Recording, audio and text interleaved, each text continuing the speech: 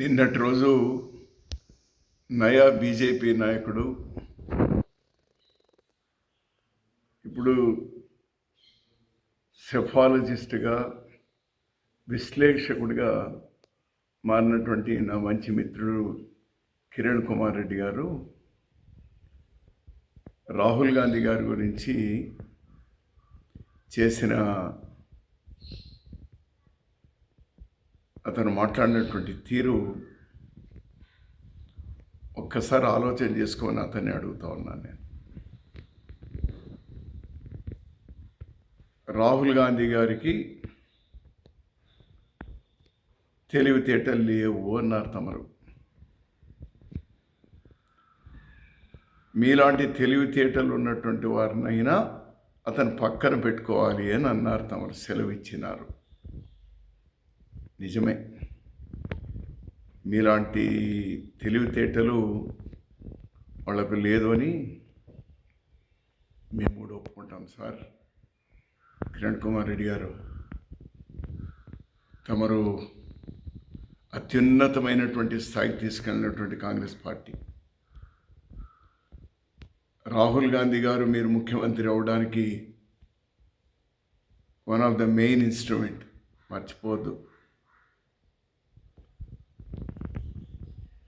మీ తెలివితేటలు అలాంటి పార్టీను పక్కన వదిలేసి తమరు చెప్పుల పార్టీ పెట్టుకున్నారు. మహా తెలివి. తర్వాత బీజేపీలో చేరాలని చూసినారు. ఎందుకో నోట్ల రద్దు, జిఎస్టీ తర్వాత కాంగ్రెస్ పార్టీ బాగుంటుందేమని తమరు వచ్చిన, నేను కూడా తమరి చేతిలో వచ్చినాను సార్. రాహుల్ గాంధీ గారి సమక్షంలోనే మళ్ళీ మీరు కాంగ్రెస్ పార్టీలో చేరినారు, మళ్ళీ ఇప్పుడు బీజేపీలో చేరినారు. మీ ఇష్టం. ప్రజాస్వామ్యంలో ఎవరు ఎక్కడైనా ఉండొచ్చు. కానీ మీ తెలివితేటలు ఉన్నాయే, ఎందుకోసం మీ తెలివితేటలని? కేవలం కుర్చీ కోసమే కదా, కేవలం పదవి కోసమే కదా.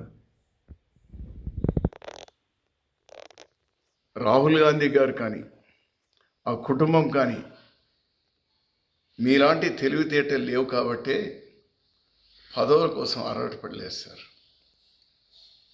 మీలాంటి తెలివితేటలు లేవు కాబట్టే జవహర్లాల్ నెహ్రూ గారు దాదాపు 14 సంవత్సరాలు జైల్లో మగ్గేవాళ్ళు కారు సార్. మీలాంటి తెలివితేటలు లేవు కాబట్టే ఇందిరాగాంధీ గారు ఈ దేశం కోసం ప్రాణత్యాగం చేసేవాళ్ళు కాదు సార్. మీలాంటి తెలివితేటలు లేవు కాబట్టే రాజీవ్ గాంధీ గారు ఈ దేశ సమగ్రత కోసం ప్రాణాలు త్యాగం చేసేవాళ్ళు కాదు సార్. మీలాంటి తెలివితేటలు లేవు కాబట్టే సోనియా గాంధీ గారు ప్రధానమంత్రి పదవి వచ్చినా కూడా ఆ రోజు దేశం మంచి దృష్ట్యా మన్మోహన్ సింగ్ గారిని చేసినారు సార్. రాహుల్ గాంధీ గారికి 2009లో 2012లో స్వయానా మన్మోహన్ సింగ్ గారే ప్రధాని కమ్మన్నా కూడా మీలాంటి తెలివితేటలు లేవు కాబట్టి ప్రధాని కాలేదు సార్. చివరికి మంత్రి పదవి కూడా తీసుకోలేదు సార్. నిజమే, మీలాంటి తెలివితేటలు లేవు. మీరు కాంగ్రెస్ పార్టీలో ఉన్నప్పుడు కాంగ్రెస్ పార్టీ నుంచి లబ్ధి పొందినారు, అంత పెద్ద పదవి పొందినారు. మీరే విధంగా ముఖ్యమంత్రి అయినారు ఏమైనటువంటివి నాకు తెలుసు, మీకు తెలుసు. అది బహిరంగంగా మాట్లాడాల్సినటువంటి అవసరం కూడా లేదు. ఆ సందర్భం వస్తుందని కూడా నేను అనుకోను. ఇప్పుడు కేవలం మళ్ళీ ఏదో పదవి కోసం, ఏదో ఒక రాజ్యసభకో, ఏదో ఒక చిన్న రాష్ట్రంలో ఒక లెఫ్టినెంట్ గవర్నర్ కోసమో అంత కక్కుర్తి పడాలనా? అవసరమా? Please, you are my good friend my dear. రారా పోరా అనుకునేటువంటి వాళ్ళం మనమిద్దరం కూడా, ఏరా ఏరా అనుకునేటువంటి వాళ్ళం మనమిద్దరం కూడా. ఎందుకంటే ఒక స్థాయికి ఎదిగిన తర్వాత ఆ గౌరవాన్ని కూడా కాపాడుకోవాలి మై డియర్ ఫ్రెండ్. ఈ విధంగా మళ్ళీ రాహుల్ గాంధీనంటే బీజేపీలో తమరి ప్రాపకం పెరుగుతుంది, ఏదో వస్తుంది. ఏమన్నారండి? ఎందుకోసం? రాహుల్ గాంధీ గారు అన్నదేమి, మహారాష్ట్రలో పోయిన అసెంబ్లీ ఎలక్షన్ నుంచి పార్లమెంట్ ఎలక్షన్ల వరకు, అంటే మధ్యలో 4.5 సంవత్సరాల కాలంలో కేవలం 50 లక్షల ఓట్లు, కొత్త ఓట్లు మాత్రమే నమోదైతే, పార్లమెంట్ ఎలక్షన్ నుంచి మళ్ళీ అసెంబ్లీ ఎలక్షన్కి 6 నెలల మాసంలో మళ్ళీ 45-50 లక్షల కొత్త ఓటర్లు ఎలా చేరుతారు? ఇలాంటి తెలివితేటలు ఎక్కువగా ఉన్నటువంటి వాళ్ళు బాగా చెప్పగలుగుతారు కదా. ఈ మధ్య ఇప్పుడే నేను ఈరోజే చూసింది, నేను మామూలుగా ఇవన్నీ ఎక్కువ చూడడం, కానీ ఎవరో స్నేహితుడు బాధతో పంపినాడు, నీ స్నేహితుడు చూడు ఏ విధంగా ప్రవర్తిస్తున్నాడు అని. అది చూసిన తర్వాత అరే, ఆ లాజిక్ తమరు చూడలేదా సార్? 4.5 సంవత్సరాల్లో 50,000 ఓట్లు, దాదాపు 6 నెలల్లో 50,000 ఓట్లు. ఏమంటారు? ఈరోజు బీహార్లో 65 లక్షల ఓట్లు ఒక్కసారిగా తీసేయడం, అది ఏ విధంగా ఎవరైనా ఒప్పుకుంటారు? అరే, వీవీప్యాడ్లు ఇది ఈవీఎంలతో సమానంగా అన్నీ కూడా మీరు అవి కూడా లెక్కించండి అంటే ఏమి బాధ? ఈరోజు రాహుల్ గాంధీ గారు ఒక ఉదాహరణ తీసుకొని రీసెర్చ్ చేసి, అవును తమరు చెప్పినట్టు మా పార్టీ వీకు, ఇలాంటి బలమైన నాయకులు మాకు లేరు కదా సార్, ఇప్పుడు మేము బలహీనలే, రైట్, బలహీనలే, కరెక్ట్.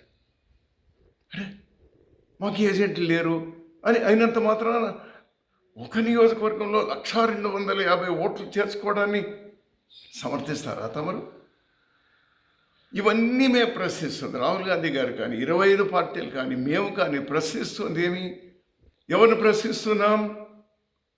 ఎలక్షన్ కమిషన్ ప్రశ్నిస్తున్నాం.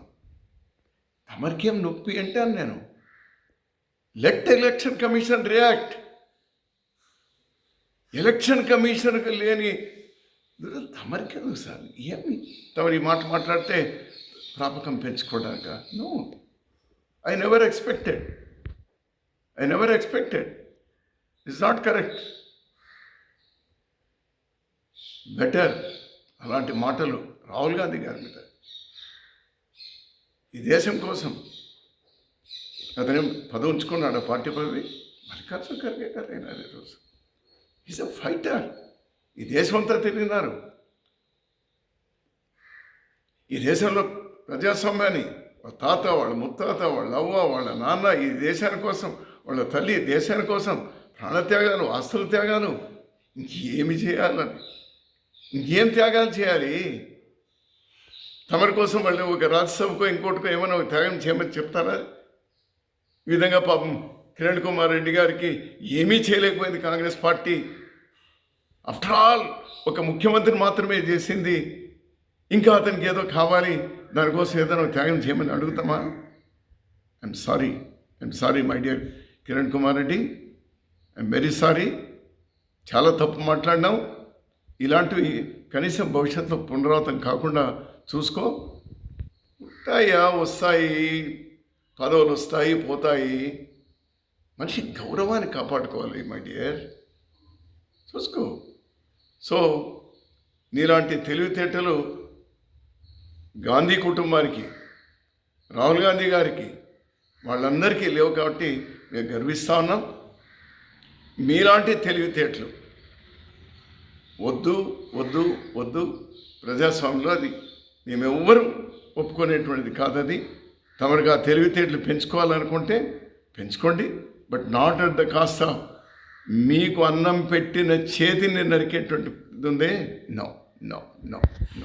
Yours is a Congress family.